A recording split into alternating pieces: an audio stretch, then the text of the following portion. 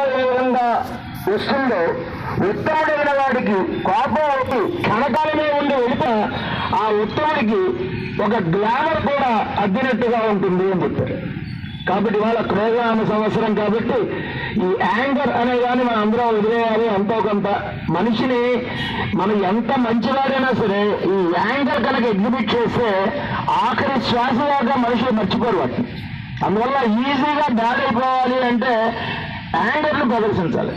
మనం మంచిదనం ఉంది కానీ మనకు ఆ కోపం మీద కంట్రోల్ లేకపోతే సమాజం మనల్ని గౌరవించదు.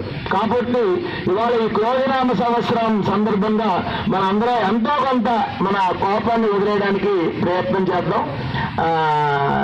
ఇది నేను చెప్పదలుచుకున్న రెండో పాయింట్. మూడో పాయింట్,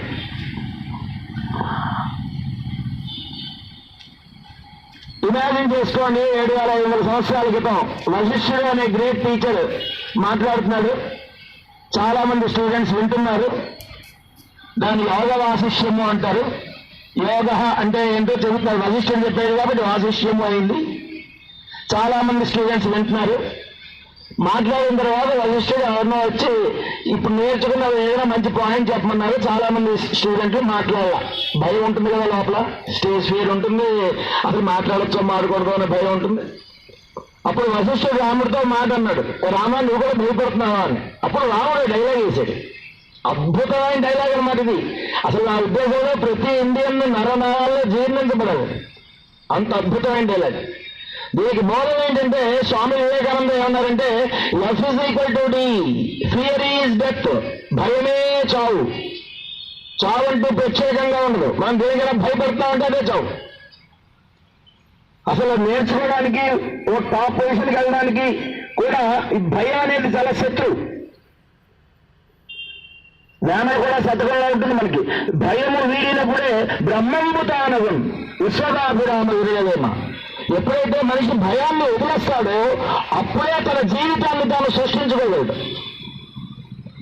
సో రాముడు చెప్పిన మాట ఏంటంటే నభీతో మరగాత్మస్మి కేవలం దూషితో సహా. అంటే నభీతో మరణాత్ అస్మి, నేను మరణానికి కూడా భయపడను సార్. నేను ఏదైనా ఆలోచిస్తే ఒకే ఒక్క విషయం గురించి ఆలోచిస్తా. ఏంటది? నభీతో మరణాత్మస్మి కేవలం దూషితో సహా. రాముడు వశిష్ఠుడిని ఒకసారి అడిగాడు, what is the greatest wealth? వశిష్ఠుడు చెప్పాడు, డబ్బు కాదు, బంగారం కాదు, ల్యాండ్ కాదు, యశస్సు. యశోధనం మహాధనం, కీర్తిధనం మహాధనం. యశస్సు అంటే మంచి పేరు, కీర్తి ప్రతిష్టలు. దాని మించిన ధనం లేదు. రామాను సూర్యవంశంలో పుట్టే సూర్యనాంతకాలం మనుషుల హృదయాల్లో ఉండాలి రామా అని యశస్వీ ఫలాన్ని దీవించాడు. అందుకే సార్ రాముడు చనిపోయిన 7500 సంవత్సరాల తర్వాత ప్రతి ఊళ్ళో ఆయన గుళ్ళు ఉన్నాయి మనకి. ప్రతి గుండెల్లోనూ గూడు కట్టుకుని నిద్రిస్తున్నాడు. దానికి కారణం ఆ టీచర్ ఆయనకి ఇచ్చినటువంటి బ్లెస్సింగ్ యశస్వీ భవ, యశోధనం మహాధనం. అదే చెప్పాడు రాముడు. నభీతో మరణాత్మస్మి కేవలం దూషితో యశః. నేను ఈ పని చేయడం మూలంగా నా మంచి పేరుకి